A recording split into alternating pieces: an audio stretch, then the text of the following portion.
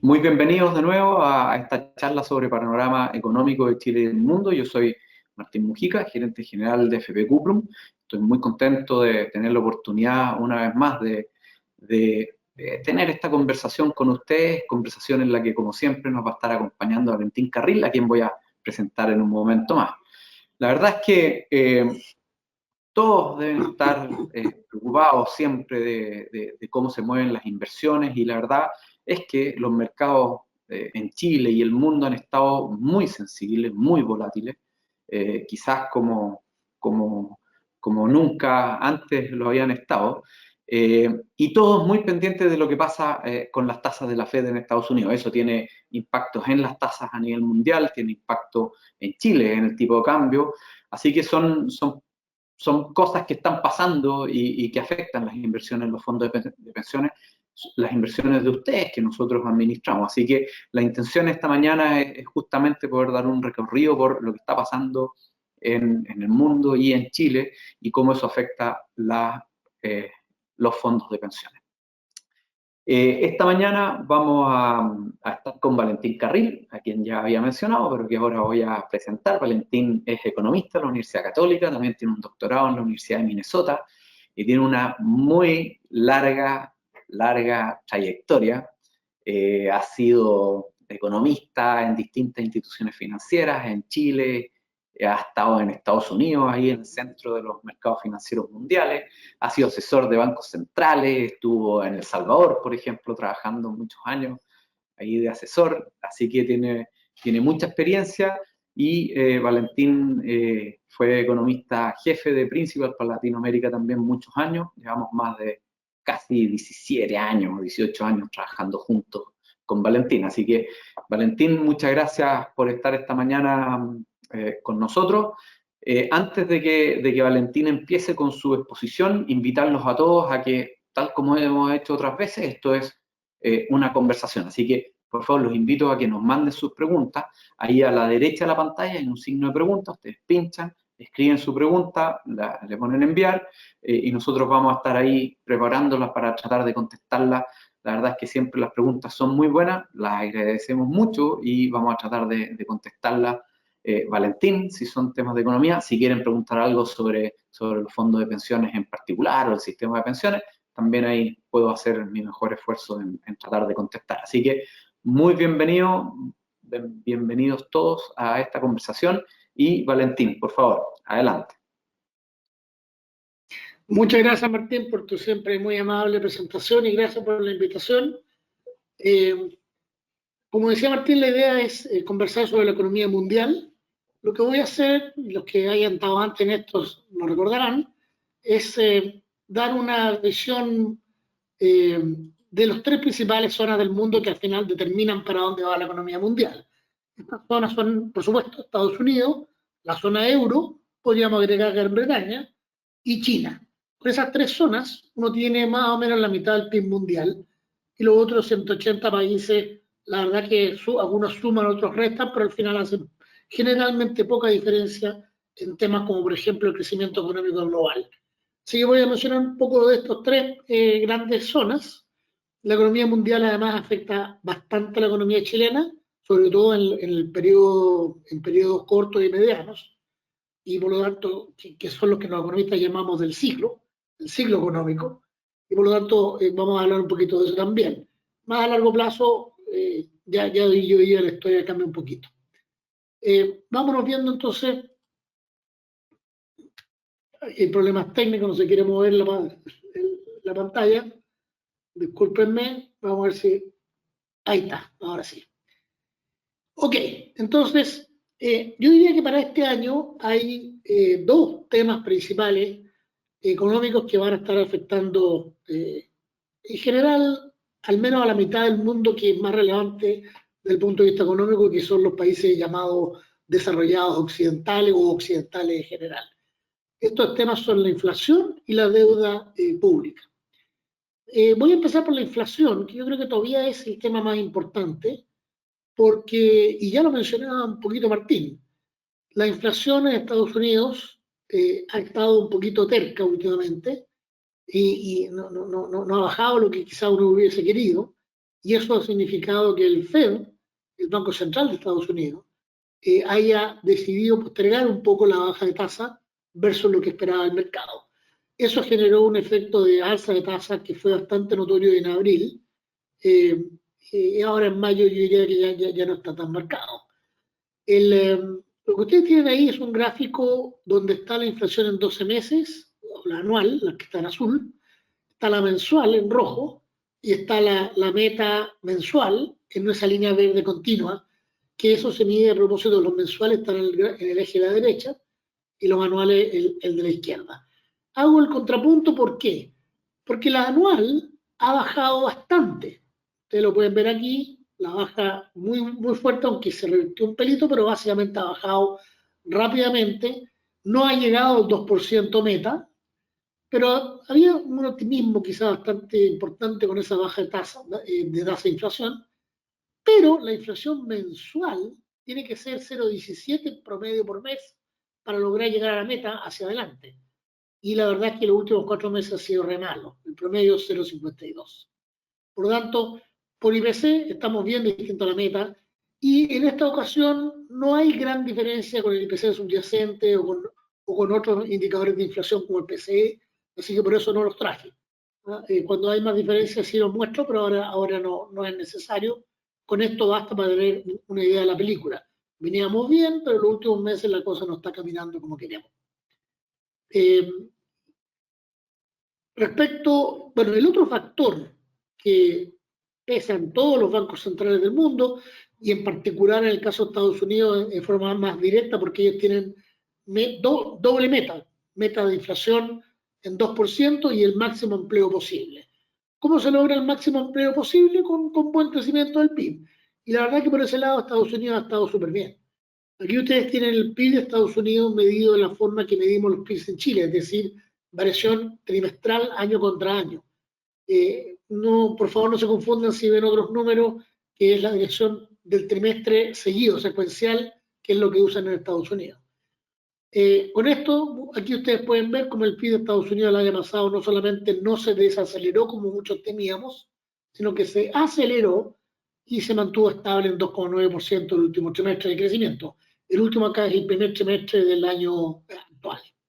Entonces, buen crecimiento, inflación que no quiere bajar, lógico que el Banco Central de Estados Unidos dilate en la tan esperada baja de tasas por el mercado.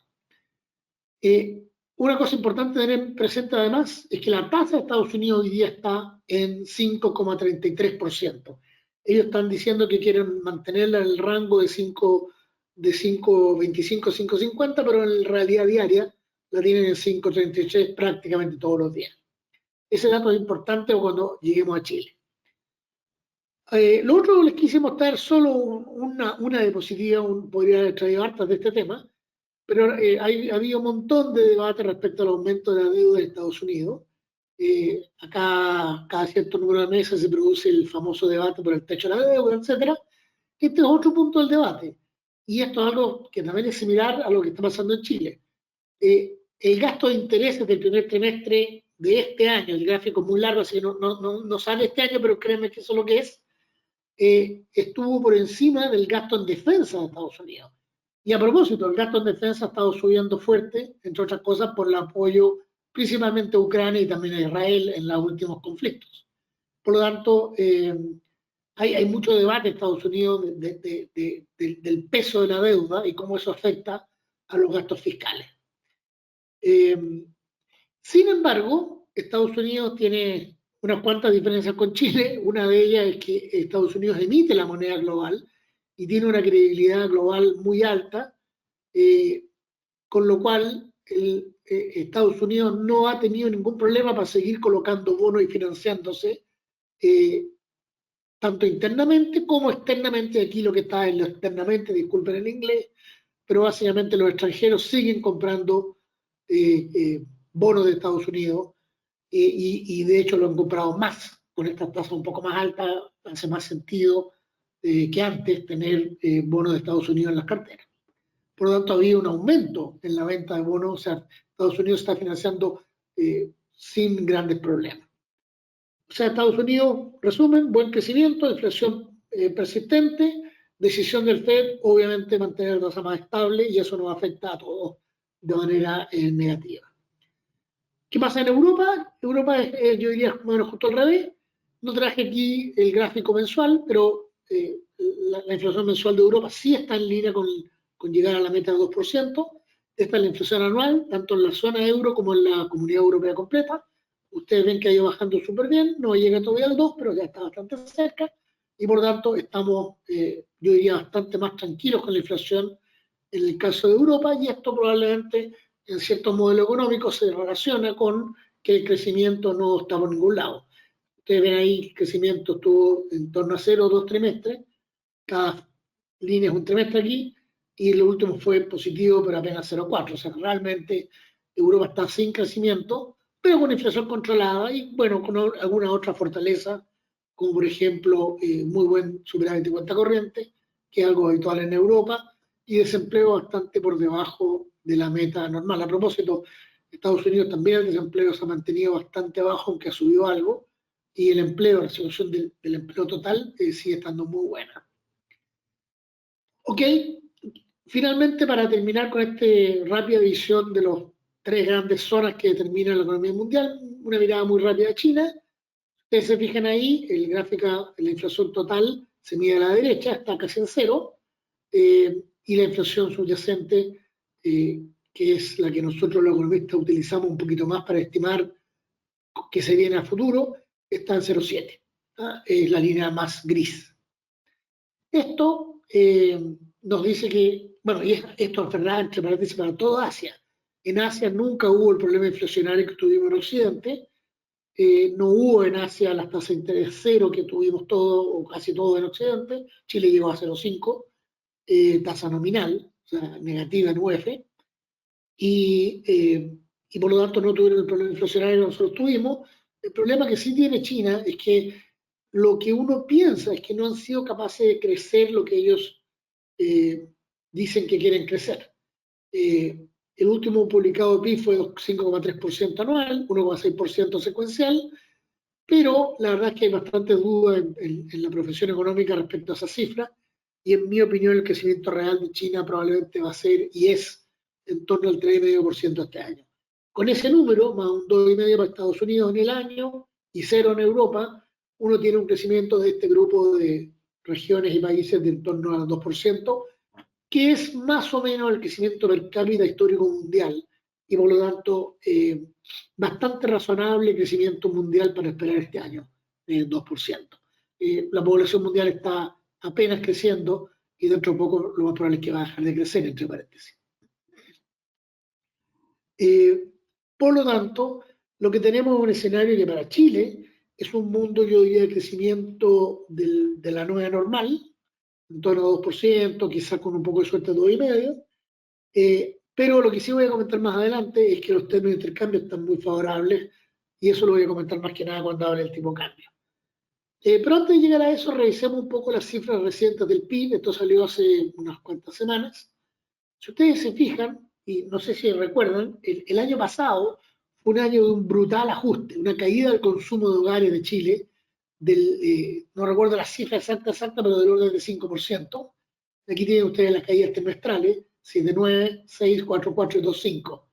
Ahora creció 0,6, contra una base de comparación de menos 7,9. O sea, el consumo de los hogares en Chile está todavía 7 puntos por debajo de lo que era el 2022, que fue un año de farra, de fiestas, a la verdad. Pero aún así, hubo una recesión de consumo, por llamarlo así, muy fuerte en Chile el año pasado, que tímidamente está empezando a revertirse. El otro dato muy importante es que el PIB, si bien fue 2,3, yo diría que ese es un indicador que es un poquito engañoso. El PIB minero creció 7%, y el PIB no minero, que es lo que generalmente marca la tendencia a largo plazo, creció solo 1,5. El minero es muy volátil, y aquí ustedes pueden ver cómo es de volátil: 2,5 caídas, de 5 subidas, 1,7 de caídas. Es un PIB muy volátil y con crecimiento total muy cercano a cero en los últimos 15 años. Por lo tanto, lo que manda aquí es el resto, que es como el 85, 90% del PIB. Lo que manda es el PIB resto, y ese PIB creció solo 1,5. Y además agreguemos que este trimestre hubo un día más, porque fue año bisiesto.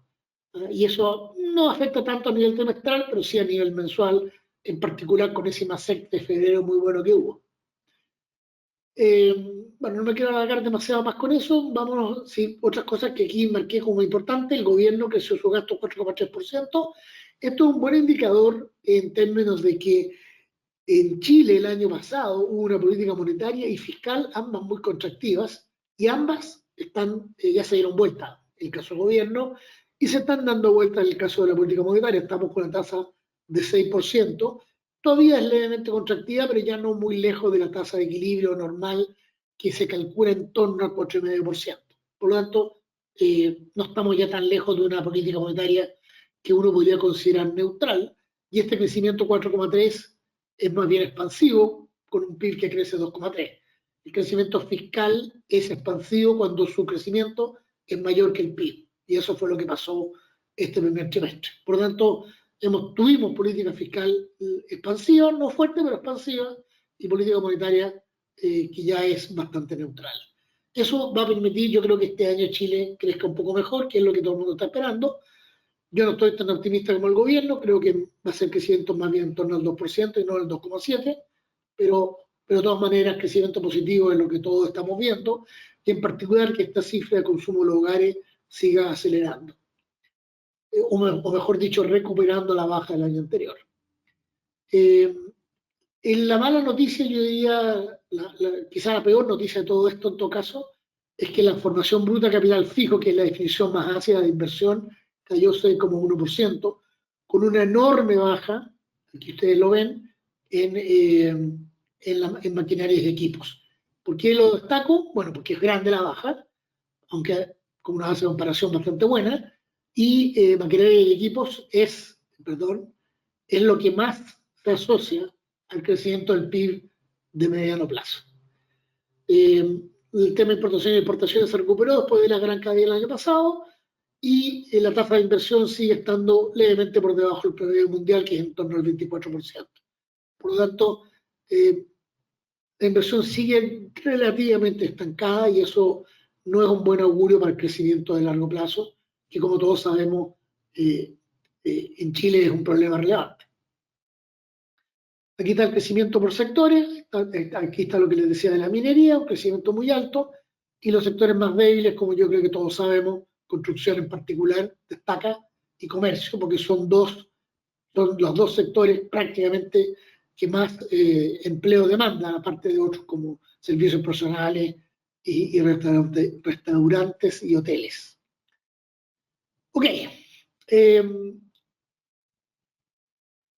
Esto es la división del PIB por el lado del gasto, lo otro era quien produce los servicios o los bienes, y por el lado del gasto, como ustedes pueden ver, más allá de este tema que es más bien un tema técnico, la exportación neta de exportación aportó, y también el consumo gobierno. Esto tiene que ver con un tipo de cambio que yo lo considero bastante alto hoy día, entre paréntesis.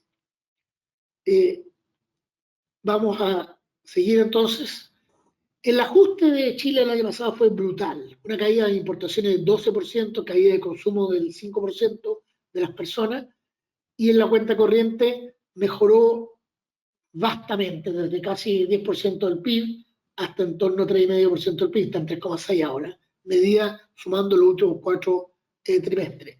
Lo lamentable de esto es que pese al ajuste brutal que tuvimos, no llegamos a la zona de tranquilidad, que es un déficit de cuenta corriente inferior al 3%. Sin embargo, 3,6 está más o menos razonable, no es algo preocupante, pero sí es importante que no vuelva a empeorar. Y eso no va a ser fácil cuando el consumo vuelva a subir. El consumo chileno en gran parte se produce con bienes importados. Por lo tanto, ahí hay una luz, yo diría amarilla, pero ya no está roja como hace un par de trimestres. Vuelvo al tema de la deuda. Esto es una exposición que hizo el Consejo Fiscal Autónomo. Chile ha ido mejorando mucho su institucionalidad en varios aspectos, incluyendo la fiscal, que yo diría era un poquito más atrasada que la monetaria. Y el Consejo Fiscal Autónomo tiene estos números donde muestran el aumento de deuda. Estos son números de la Dirección de Presupuesto, no son números inventados. Lo que sí es creado por ellos, entre comillas, es 45% que ellos le llaman nivel de deuda prudente. Cerramos el año pasado en 39,8, este año vamos a llegar a 42, y a este ritmo, el año 2025 ya estamos prácticamente en el nivel que ellos llaman prudente, y arriba de prudente todos sabemos lo que es, ya es, no sé si ellos no lo dicen así, pero sería imprudente. Por lo tanto, el tema de la deuda es algo bien importante de controlar, y es un tema que es bien complejo. Uno de los datos bien interesantes, yo creo, es que la deuda fiscal chilena ha crecido no solamente por el tradicional déficit fiscal que todos vemos y conocemos, sino también por un ítem que se llama otros gastos de capital, el cual ha sido, por ejemplo, entregar capital fresco a INAP o a Ferrocarril del Estado, empresas que han tenido pérdidas. Y por lo tanto, es un gasto real, del dinero que se gastó, pero que no aparece en las cuentas normales, digamos. Sí está, por supuesto, en la contabilidad completa. Así que hay dos temas aquí: controlar el gasto fiscal, y segundo, controlar y moderar este otro gasto de capital para evitar que nos pasemos del 45. A propósito, México anda siempre en torno al 50 y anda siempre peligrando de perder calificación de riesgo. Eso yo creo que es súper importante, que Chile no pase ojalá de 45, pero de todas maneras del 50. Ahí la cosa se pone más oscura. Los gastos del gobierno en Chile el año 2023 se gastó como porcentaje del gasto 4,2% en intereses. Esto se parece al gráfico de Estados Unidos, ¿no es cierto? 4,2%. La exposición que nos hizo el presidente del Consejo Fiscal Autónomo comentaba que eso es casi equivalente al tamaño de todo el Ministerio de la Vivienda, o también a todo el Ministerio del Interior, que incluye, por supuesto, el tema que nos preocupa a todos, yo creo, el tema de seguridad. Así que estamos gastando en un ministerio grande, completo, en intereses, y eso lo más probable es que va a seguir subiendo por el alza de tasa de interés que todos sabemos. Cuando yo coloqué un bono a 10 años para financiarme, ya a ese bono le quedan, no sé, 5 años para vencer, el costo de reenganche va a ocurrir acá. No se nota todavía. Por lo tanto, ahí hay un tema también bien relevante. Ok, ya estamos casi terminando. Quiero dejar harto tiempo para las preguntas. Los gráficos quizás más tradicionales que les he mostrado en los últimos tiempos que hemos tenido estas reuniones, hay una mejoría en las confianzas, aunque el último mes no, pero como tendencia, aquí se ve la confianza de las personas ha ido mejorando, y a las empresas quizás no tan claramente, pero está un poquito más alta de lo que estaba hace unos 6, 8 meses atrás, y está arriba de esta línea azul. Esta línea azul, para los que les gusta la matemática, es una visión estándar debajo de la media, y por lo tanto yo le llamo zona de pesimismo moderado. Las personas están, sin embargo, en zona de pesimismo franco, digámoslo así, no extremo, pero sí pesimismo franco. Y esa es la situación actual. En general, en términos económicos, es más importante la expectativa de las empresas, porque es bastante determinante en la inversión, ya vimos que está débil. Las personas tienden a consumir más bien en base a sus ingresos actuales y potenciales, y no tanto respecto a sus expectativas. Por lo tanto, yo diría que no es malo este dibujo. O sea, es malo, pero no crítico. Vamos al IMASEC. Desde la pandemia ha habido una distorsión en muchos gráficos económicos, y por lo tanto dejé de usar la variación año contra año del IMASEC. He estado usando el nivel del IMASEC. Este es el IMASEC corregido por factores estacionales, separado entre minero y no minero, y ustedes pueden ver ahí que el minero a largo plazo tiene un aporte de 0, estábamos en 90 y estamos de nuevo en 90. El IMASEC no minero, que es el rojo, ha tenido el crecimiento de tendencia con la caída y subida después de la pandemia, y después de un periodo bastante plano ha tenido un intento por crecer, diría yo, que es lo que me dice a mí que probablemente vamos a lograr crecer un par de puntos este año, pero yo diría que no mucho más que eso. El IMASEC total, por supuesto, sigue más bien al resto, porque el resto es sobre el 85%. Así que esa es la situación actual de nuestro PIB, un poquito mejor que lo esperado, y quizá con un crecimiento que va a ser parecido al crecimiento mundial verdadero, que no va a ser publicado porque la cifra de China se va a usar la oficial y no el 3,5 que les decía yo. La cifra de China seguramente va a ser tipo 5. Por lo tanto, lo que se publica a nivel mundial va a ser probablemente del orden de 2,5. Ya terminando, aquí está la inflación en Chile, parecido a Estados Unidos, en 12 meses ha bajado muy bien. Hay una pequeña alza en el IPC de transables. Esto probablemente se asocia en parte al tipo de cambio, que está como 12% arriba de lo que estaba hace un año atrás. Y por lo tanto, no está tan fácil llegar a la meta, pero además tenemos el mismo problema en Estados Unidos. En este año, en promedio, el mejor indicador de inflación subyacente, según el Banco Central, que es el IPC sin volátiles, ha tenido un promedio mensual de 0,62. El último fue 0,53, entre paréntesis, y la meta es 0,25. 0,25 mensual se transforma en el 3% anual meta que tenemos. Entre paréntesis, en Chile no hay rango, ¿eh? Hay una meta nomás. El rango el Banco Central lo dejó de lado hace un tiempo atrás como para dar mayor precisión en el mensaje al mercado de qué es lo que quiere lograr. Y ustedes pueden ver también en la gráfica, no se ve tan claro, pero varios meses, 1, 2, 3, 4, 5 de los últimos 6 meses han estado muy arriba de la meta y solo un mes fue bajo, que fue febrero. Por lo tanto, ahí tenemos un problema. Otro problema que tenemos, ¿no es cierto? Se habló de los bancos coñetes. La verdad que lo que ocurre normalmente después de aprietes económicos fuertes es que los incumplimientos aumentan. Esto ocurre normalmente después eh, de los momentos complejos. Y aquí está el incumplimiento y la mora y la deuda de impagos publicado por el Banco Central en su informe de política monetaria reciente. Ustedes pueden ver, perdón, informe de estabilidad financiera. Ustedes pueden ver que el hecho de ser más cuidadoso con crédito no es un hecho que no esté relacionado con lo que están viendo los bancos al cobrar los créditos que tienen vigentes. Así que es verdad que están siendo más cuidadosos, pero por otro lado tienen ciertas razones para hacerlo. Voy a terminar con un poquito del tipo de cambio. El tipo de cambio chileno está a niveles bastante elevados, 908 pesos, lo veía hoy día en la mañana, ha estado rondando los 900 pesos últimamente, pese a una pequeña baja que tuvo reciente, está bastante más alto del año pasado, como les decía, y lo que está pasando es que los términos de intercambio están buenos. Los términos de intercambio están abajo, en la línea gris, y ustedes pueden ver que están arriba del promedio, el promedio histórico de 20 y tantos años. Bueno, de hecho, el gráfico es más corto, pero el promedio histórico es más largo. Lo que estoy viendo son términos de intercambio favorables, con el petróleo a $81 y cobre a 4,7 por libra. Esos son términos de cambio bastante favorables para Chile.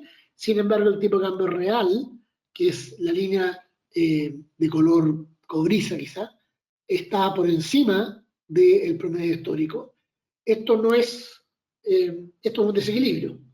No sé si desequilibrio es la palabra correcta, pero está un poco desalineado. ¿Por qué está desalineado? Yo creo que hay dos razones.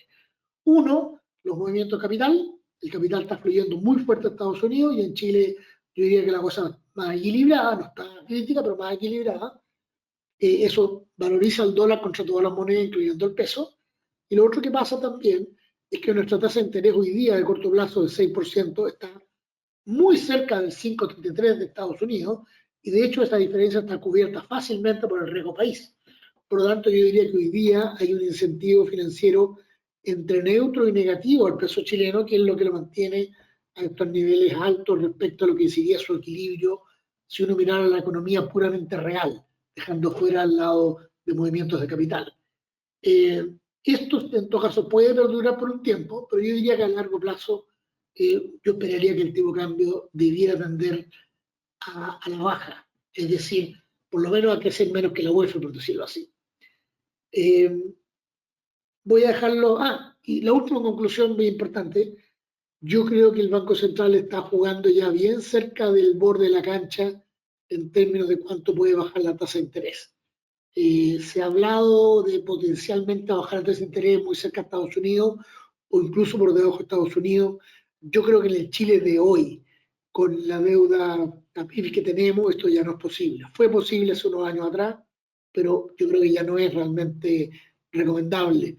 Y yo diría que en Chile queda muy poquito espacio para bajar la tasa de interés por parte del Banco Central, a lo sumo un cuarto punto más, pero si Estados Unidos no se mueve, y no creo que se mueva en un tiempo, no veo cómo en Chile podemos bajar la tasa mucho más que eso.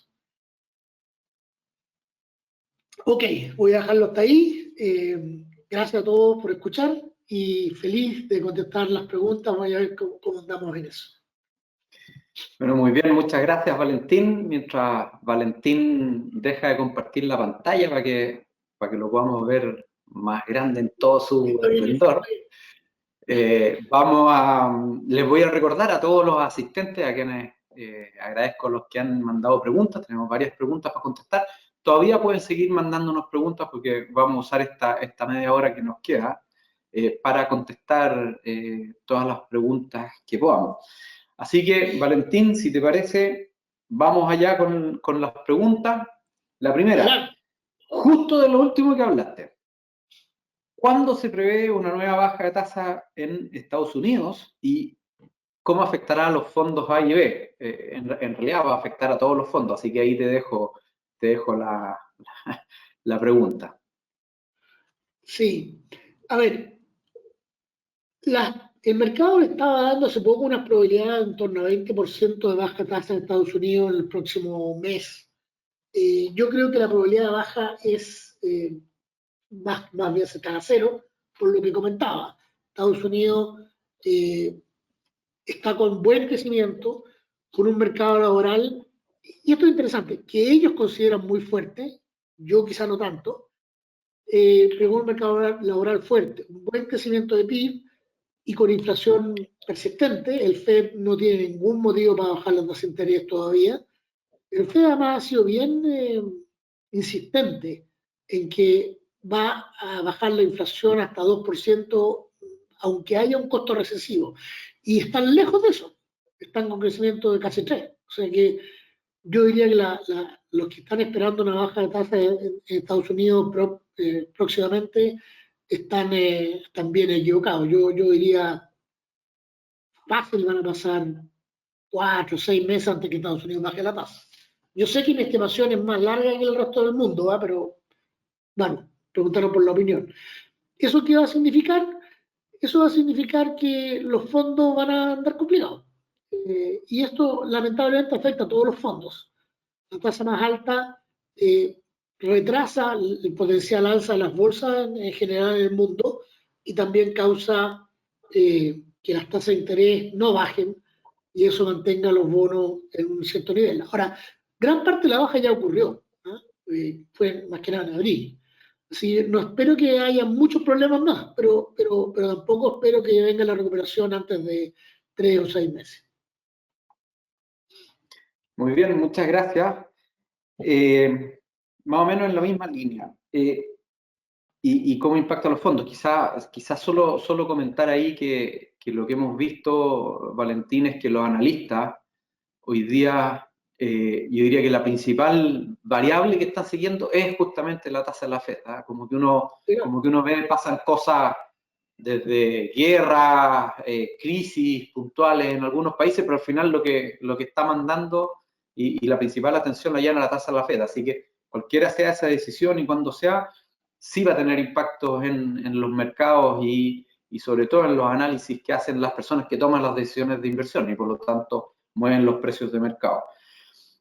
Pregunta relativa a los fondos de pensiones.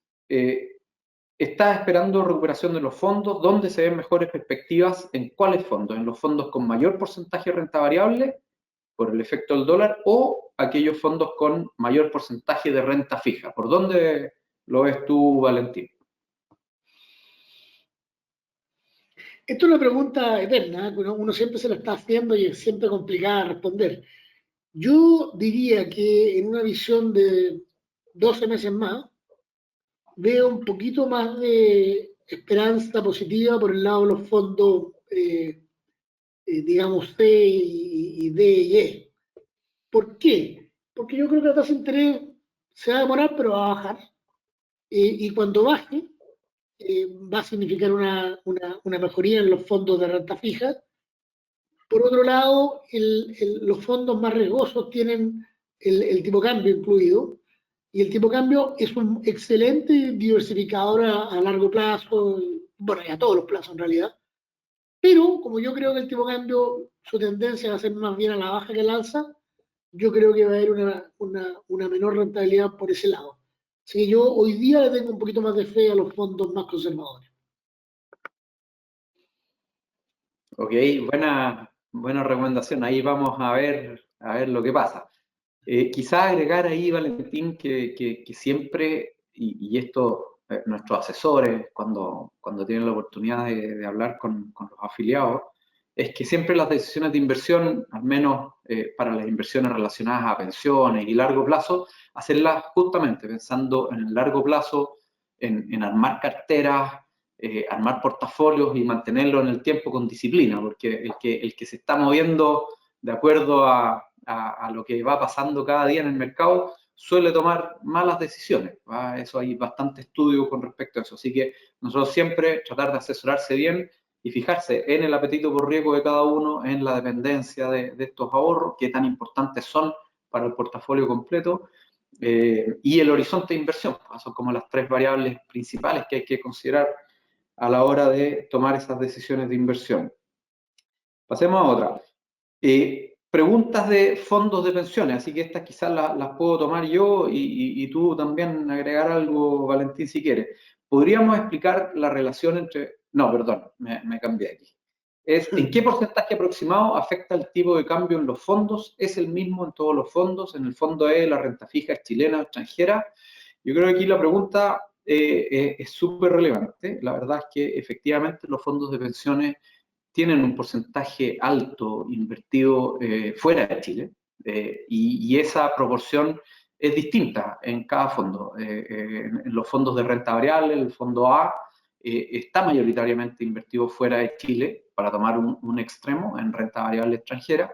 En cambio, el fondo E está invertido mayoritariamente en Chile. El fondo E tiene como 94, 95% de renta fija, y de eso, 88% es renta fija local. O sea, el fondo E principalmente está invertido en renta fija local. ¿Y por qué? Porque es un fondo que típicamente se recomienda para personas que están cerca de o ya en la edad de pensión. Y como las pensiones son en UF, el fondo tiene que estar en UF y en tasas de UF para estar bien echado respecto a las tasas de pensión. Así que ese es el motivo. Ahora, por lo tanto, el impacto del dólar directo en la primera derivada es más fuerte en los fondos que están invertidos afuera, como los fondos A y B, y en menor medida en los fondos de renta fija, que son los fondos de IE. ¿Ya? Así que ahí, no sé, Valentín, si quieres agregar algo o... Me pareció muy completo, ¿no?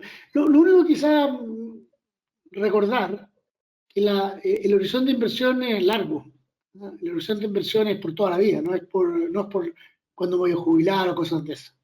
Eh, que yo estoy un poco en ese proceso, por eso es que lo tengo súper presente.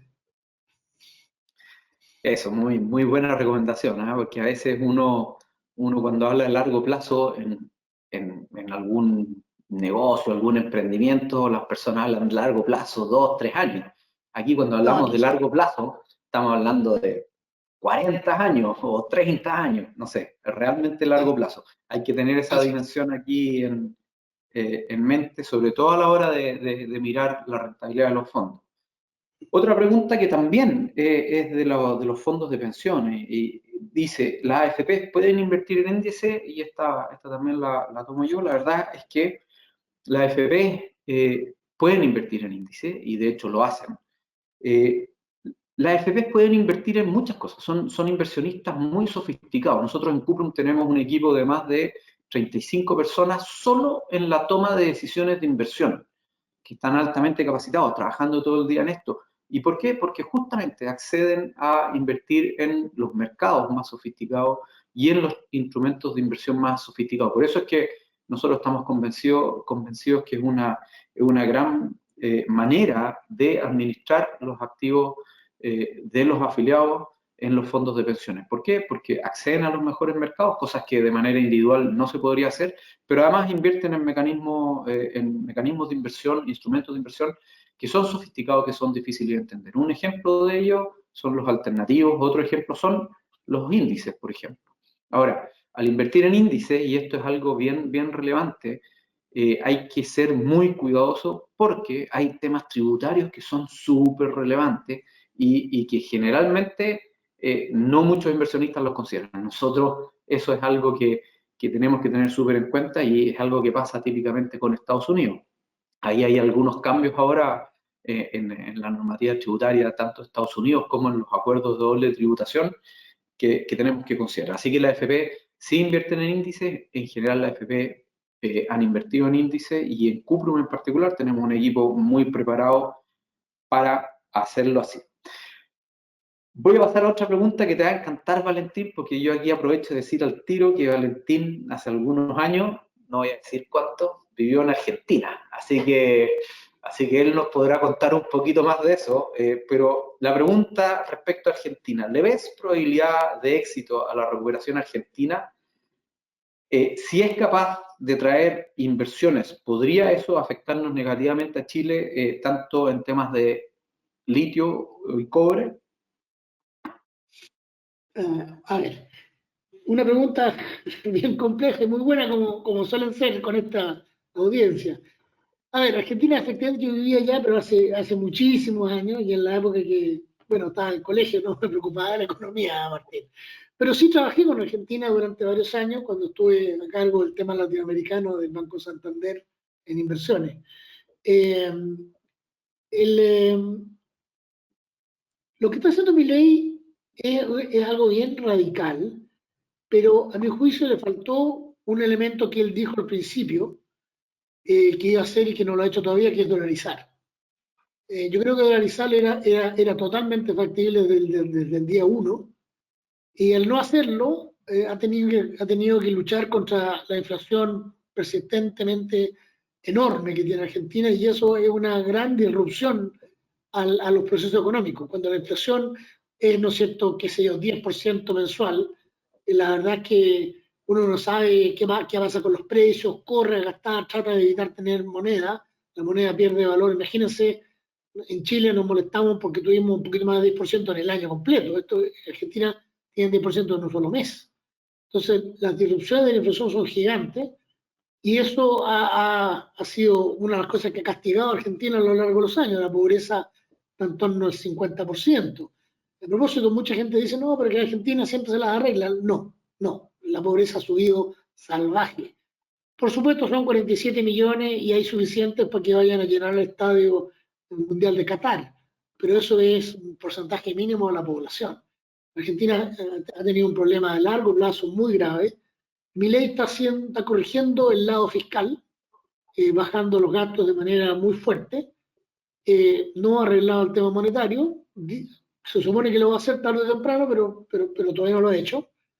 Eh, y, y, por lo tanto yo diría que hay, mi conclusión es más o menos mixta. A corto plazo creo que va a andar bien, pero a mediano y largo plazo no lo veo tan claro. Porque es muy fácil, lo mismo pasó con Macri, aunque fue menos radical. Uno tiene un presidente que está haciendo las cosas bien para traer inversiones, pero que dura 4 años. Y las inversiones importantes duran todas más de 4 años. Por lo tanto, yo no creo que sea un gran atrayente de inversiones todavía. Algunos pueden entusiasmarse, y de hecho he visto un par de noticias de algunos que se han entusiasmado. Dudo mucho que perjudique a Chile. De hecho, es cierto que nos puede perjudicar en cosas específicas, pero si Argentina fuese capaz de atraer hartas inversiones y volver a crecer y ir saliendo de esa pobreza que tiene la mitad de la población, para Chile sería súper beneficioso. Seríamos una zona del mundo más atractiva. Latinoamérica está hoy en día en los mercados mundiales, es casi de 2 países nomás, Brasil y México. Con Argentina de vuelta, yo creo que sería bueno para Chile en la suma y resta, aunque sí probablemente sería negativo en algunos sectores. Eh, Especialidad de los que mencionan la pregunta, el cobre y el litio, efectivamente. Valentín, una pregunta. ¿Argentina sigue estando fuera de las carteras que se analizan de inversión en la región? ¿No es cierto? Tú con tu trabajo de análisis de inversión a nivel de Latinoamérica, ¿Argentina sigue estando fuera de las carteras recomendadas? Lo que pasa es que Argentina está fuera del índice. Y claro, uno puede recomendarlo, ¿eh? esto un poco con lo que decías tú, que la FP puede invertir en muchas cosas, pero hay inversiones que son un poquito anexas, marginales. Eh, los índices mundiales los hace una empresa que está basada en Suiza y que es súper autónoma. Los principales son MSCI, se llama, MSCI. Y en esos índices están los desarrollados, los emergentes y los fronteras. Nosotros somos emergentes, que es como el nivel medio. Los fronteras son países africanos, Nigeria, qué sé yo, y los desarrollados todos sabemos cuáles son. Argentina está en su categoría propia.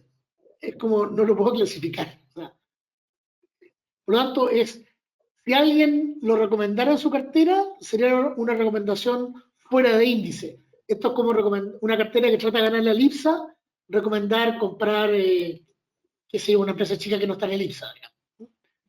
Así que no es recomendación de compra, yo diría, de prácticamente nadie. Y no solo eso.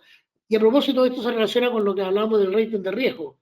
Mucha cantidad de plata mundial no puede, por regulación, sea legal o interna de la empresa, ir a países que no tienen grado de inversión. Y Argentina está muy lejos de tener grado de inversión. Así que la mayor cantidad de plata mundial ni siquiera puede, aunque quisiera, entre comillas, ir a Argentina. Muy Oye, bien, yo muchas tengo gracias. mucho Así cariño a que, Argentina, por si acaso que nadie se enoje. Yo tengo un enorme cariño a Argentina y he estado allá muchas veces, pero la verdad es que desde el punto de vista financiero económico están todavía, no han salido del sótano, como dirían ellos. muy bien, muchas gracias, Valentín. Vamos a tener que esperar para volver a incluir a Argentina en nuestro análisis y como potencial zona de inversiones. Vamos a estar atentos a eso de todas maneras. ¿Qué debiéramos esperar en la renta fija local en el corto plazo, Valentín? Eh, Dada la situación de tasas de interés que les mencionaba yo y el ajuste que ya se produjo, como decía antes, más que nada en abril, yo diría que esperaría nada muy importante. No espero que las tasas de interés se muevan demasiado a corto plazo. Eso significará que la rentabilidad de la renta fija va a ser más o menos lo que dicen los papeles, que puede ser, depende del papel, pero UF más 3, UF más 4, durante los próximos, qué sé yo, corto plazo, supongo que la persona está pensando 3 a 6 meses.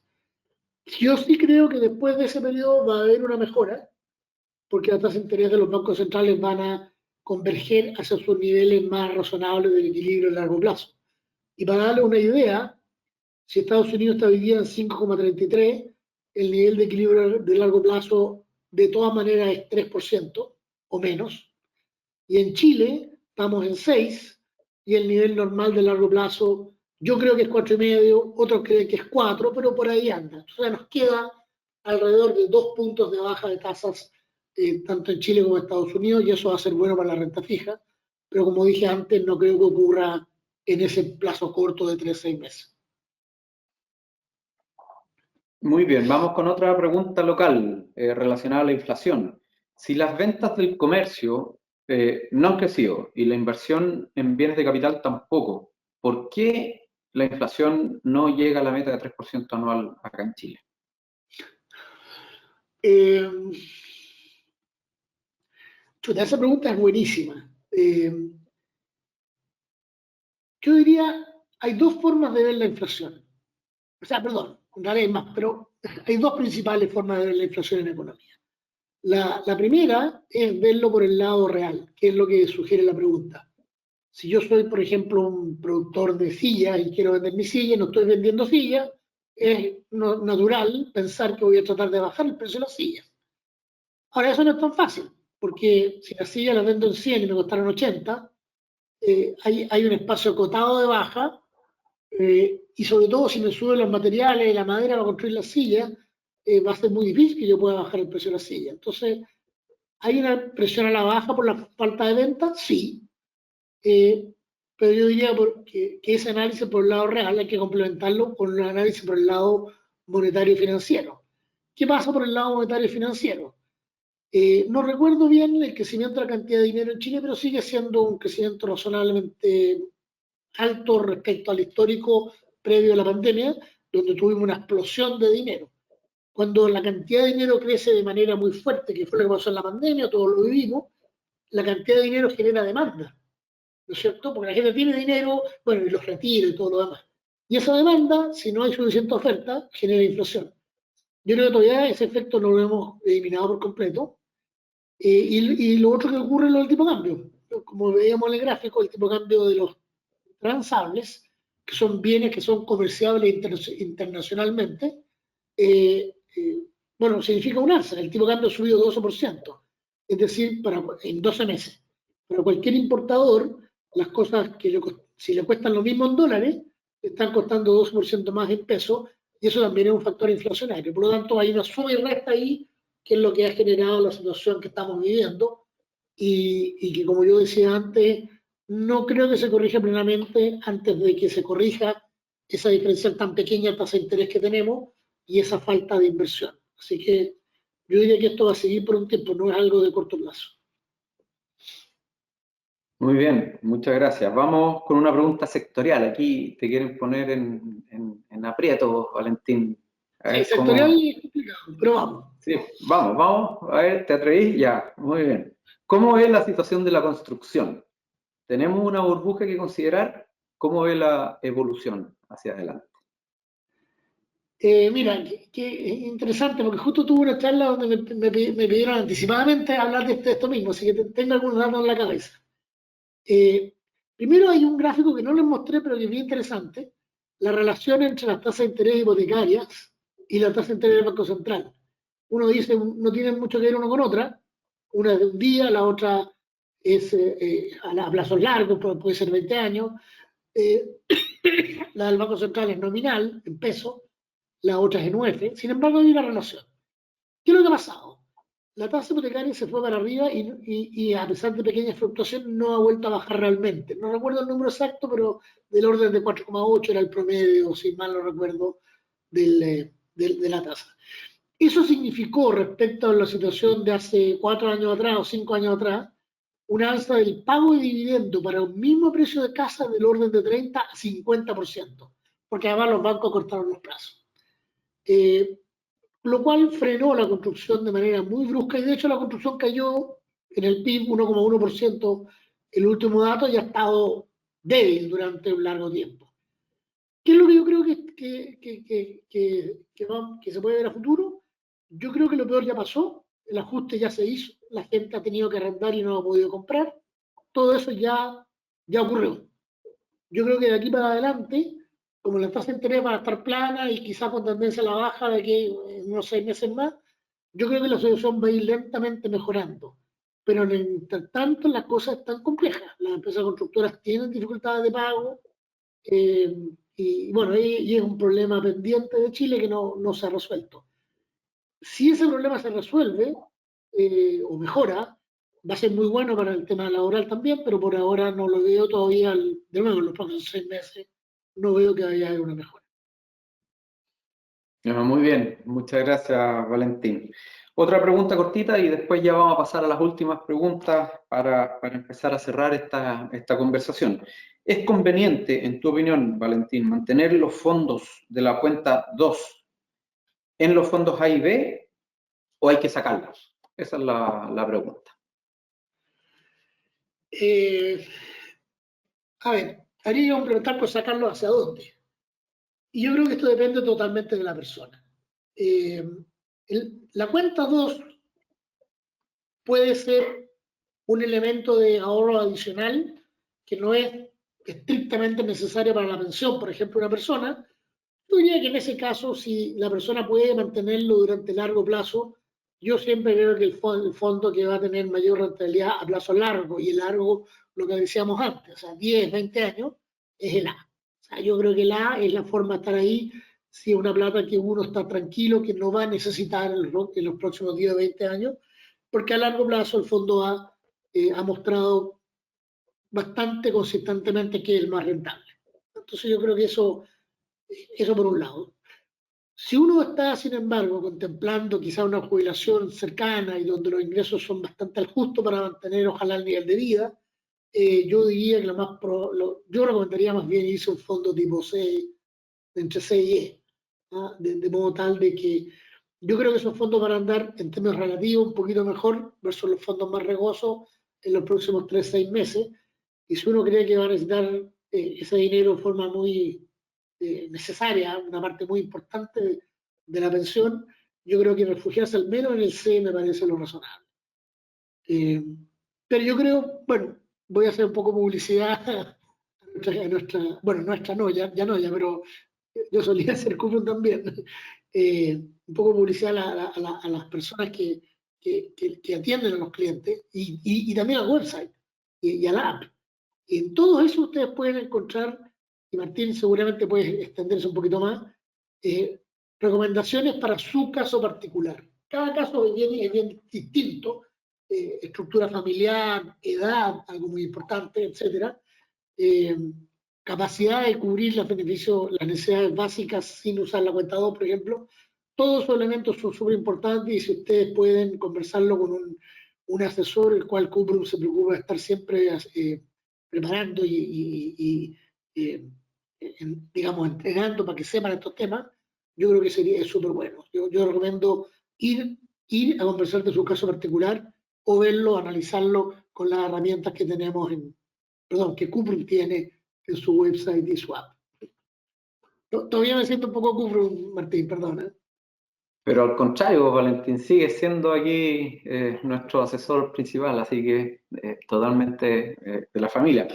Aprovecho ahí de comentar, Valentín fue muchos años, varios años, director de Cuprum y hoy día ya no está en el directorio de Cuprum, pero lo mantenemos como asesor externo en estos temas. Así que, Valentín, siempre, siempre la casa, por favor.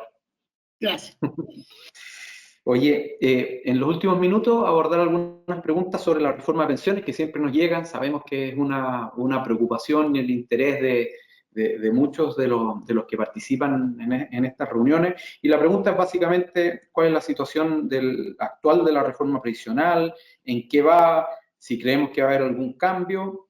Y además comentar algo sobre el por qué esta otra comisión Bravo y qué está pasando.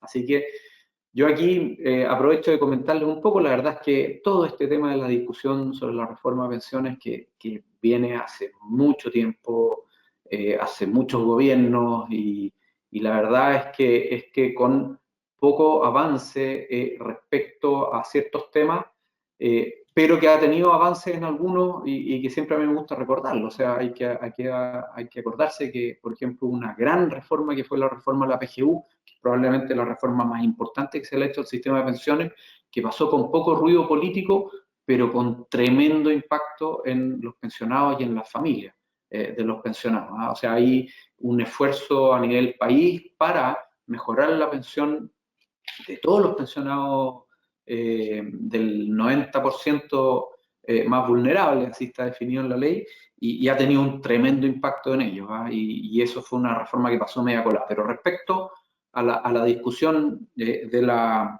actual discusión de la reforma de pensiones, respecto a la propuesta que ha hecho el gobierno, la verdad es que las discusiones políticas no han tenido avance. Hay mucha discusión, todos los sectores políticos diciendo y declarando que este es un tema muy relevante para el país, que hay que abordarlo, que hay que encontrarle una salida.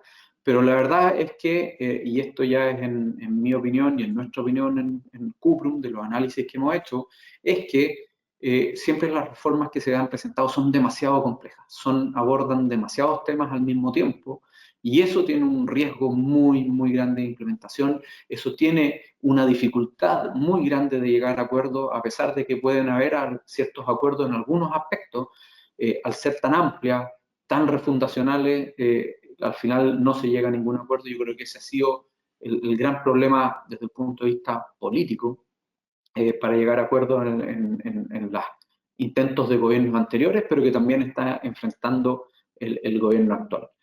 Respecto a esta nueva comisión Bravo, que es una comisión diferente a la anterior, porque la anterior era una comisión que promovía, que armaba el gobierno.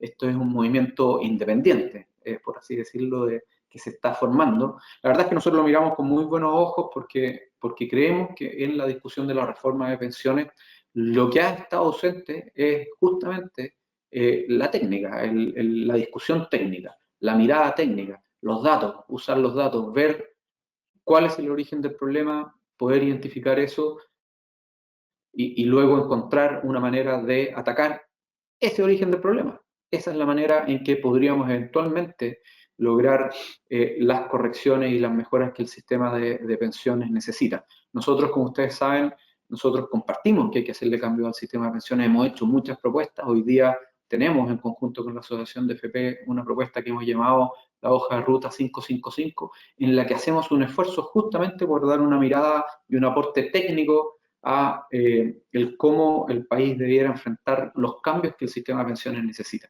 Así que nos parece muy bien que haya una comisión que trate de aislarse de las ideologías políticas y se centre con fundamento técnico en buscar las mejores recomendaciones posibles. Ojalá que eso avance.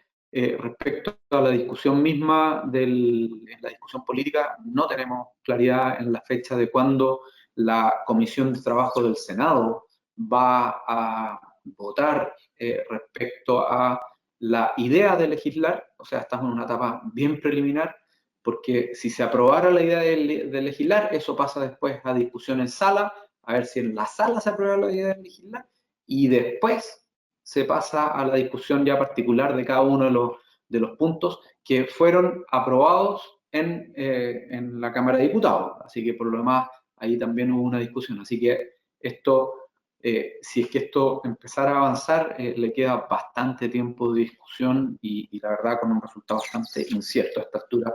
No sabemos cuáles aspectos de la reforma van a lograr acuerdo y cuáles no. Y ya veremos y seguiremos atentamente esa discusión y además se las estaremos comunicando cuando pase algo que sea relevante para ustedes, para los que tienen sus ahorros previsionales en los fondos de pensiones, para los que están pensionados. Así que con eso ya estamos sobre algo pasaditos en la hora, así que voy a aprovechar de agradecer a Valentín por acompañarnos esta mañana, muy interesante y muchas gracias por todo el tiempo y todas las respuestas.